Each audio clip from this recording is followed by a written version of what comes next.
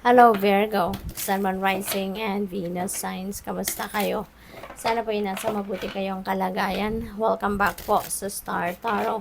At kung bago kayo dito, welcome din po kayo. Please subscribe, like, share my videos, and leave me a comment kung nakaresonate kayo. Thank you.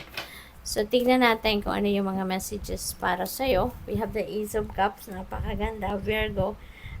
Kasi si Ace of Cups, this is siksik liglig mahapaw na biyaya, no? Ang maaaring dumating sa inyo rito. Ace of Cups is a new beginning energy din, no? So maaaring maraming kang sisimulan dito, pwedeng love relationship, pwedeng ganon, baka kung meron ka ng karelasyon, baka kayo ngayon ay magle-level up ng inyong commitment with your person, diba? There could be marriage happening soon, maaring ganon. Or this could be trabaho, diba? This could be income stream, no? Na papasok, na dadating. So, that is also possible. Kaya, this could be anything, but definitely, kung ano yung kailangan ninyo. Not necessarily na ito yung gusto ninyong mangyari, but kung ano ang kailangan ninyo, ito yung maaaring dumating. Ito yung maaaring pumasok sa buhay ninyo at this time. Okay? So, ganun ang kaganapan dyan. So, what else? Four of Swords. Virgo. Pagod kayo, no? Pagod, exhausted. Pero kinakaya mo. You're trying to, ignore, no? Kung ano man yung mga pangangailangan ng sarili mo. Parang ini-ignore mo lang siya kasi mas kailangan mo magtrabaho, mas kailangan mong tapusin yung task ninyo, yung ganon, no? Yung kailangan mong panindigan, kailangan mong gampanan, yan, kailangan mong gampanan yung mga obligasyon mo, responsibilidad, trabaho, kaya kahit siguro may physical discomfort kayo nararanasan or nararamdaman, kasi nagtatrabaho ka, kumakayod ka, patuloy kang nagte-take action, no? Yung ganon. Kaya, panawagan ito sa inyo, no? Huwag mong abusuhin yung lakas, ang iyong katawan. Okay? Kung nakakaramdam ka ng kailangan mo ng pahinga, kung nakakaramdam ka na kailangan mong mag-replenish na lost energy mo, kung kailangan mo na mag-rejuvenate ka, gawin mo yon. Okay? Ibalato mo na yan sa sarili mo. Kasi anyways, 'di ba?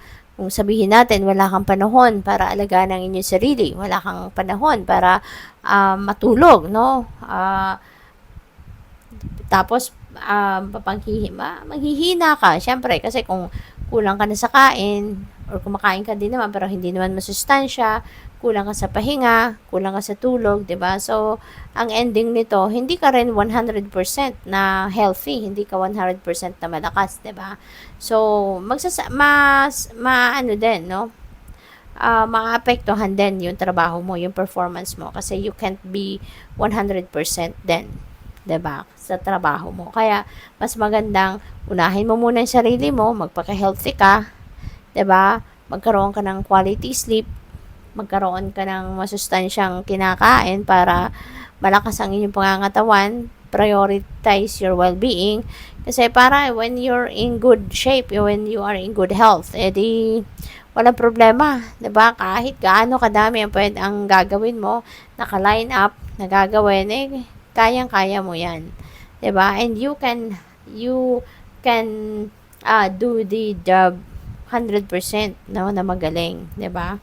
Kaya magpahinga ka. Okay? Always remember na kailangan natin ng pahinga, tao lang tayo, napapagod din tayo. Tsaka importante yung tulog. Kasi during sleep, that's when our body repairs. That's when our body is recuperating, from stress. Kaya, importante, na matutulog ka din. So, Tower, there is a sudden change that is going to happen in your life. Maari. And this is something, no, na ikakagulat mo. This is not something na plinano mo kasi. No? This is the divine universe's way of removing you from a situation na hindi na dapat na nandiyan pa kayo. no? You will be aligned, no, with your destiny. You will be aligned with your purpose, with your goals, you're with your mission in life, no? Kung saan ka dadalhin ng pagbabagong ito, doon ka dapat sa ngayon mapunta, no? Kaya lang gagawan ng paraan, no, ng universe na mangyari ito, kasi maaring matagal na tong may heads up sa iyo ang universe, pero you are not doing it, or siguro hindi mo pinapakinggan. Kaya divine timing has come now for this change to happen. Kaya hindi mo ginagawa, kaya universe na gagawa nito para sa iyo, no? Gagawan ka ng pabor, kumbaga, ng divine. So, kaya, depende yan sa inyong sitwasyon. Pwedeng yung pagbabagong yan sa trabaho, sa career, sa relationship. It could be anything. It could be in any area of life, alright? So, what else? We have direction. Do not deviate your path from your path. Attract a mentor if necessary. Plan where you want to be. Okay? Pag-isipan mong mabuti. Alright? Baka kasi naliligaw ka, or baka nalilito ka, and you don't know, you're not sure of where you're heading. You're not sure kung ano nang gagawin mo. Maybe you're not sure kung ano na yung anong direction na ang tatahakin mo. Kaya maaari, no, na kailangan mong makipag-usap, humingi ng tulong, no, sa mentor, humingi ka ng tulong sa spiritual guide, teacher, counselor, mga ganon. Okay? So, we have closed doors, no good job opportunities, the current job is coming to an end, start all over again. So, maaaring yung tower na ito. So, may idea na kayo. Diba? For some of you, hindi ito para sa lahat, okay? Virgo, just take as it resonates. So, kasi yung tower energy na to, yung change na to, there could be a little shake up, no, sa buhay ninyo, sa ibang area of life, depende sa inyong sitwasyon. But pwedeng sa trabaho yan, pwedeng sa pamilya, sa relationship, sa career, So, ito, sabi dito, the current job is coming to an end. So, ang iba sa inyo talaga, pwede, no, na tower moment yan, hindi ninyo yan alam na mangyayari, pero yun ang mangyayari. Or, pwedeng gusto talaga ninyong mag-resign na sa trabaho ninyo, or baka ang iba sa inyo mag-finish contract na talaga sa trabaho. So, pwedeng gano'n ang ganap. And kapag may ending, may beginning. No? Kaya huwag kayong mag-alala. Kapag magsasara ka ng pinto, there's always a new door that is going to open up for you.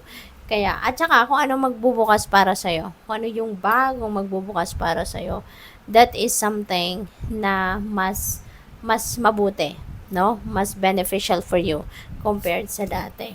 So, we have perfect fit, finding the right path, the fit with the soul, the ideal job. You're meant to be here. Wow, so napakaganda, di ba, Virgo?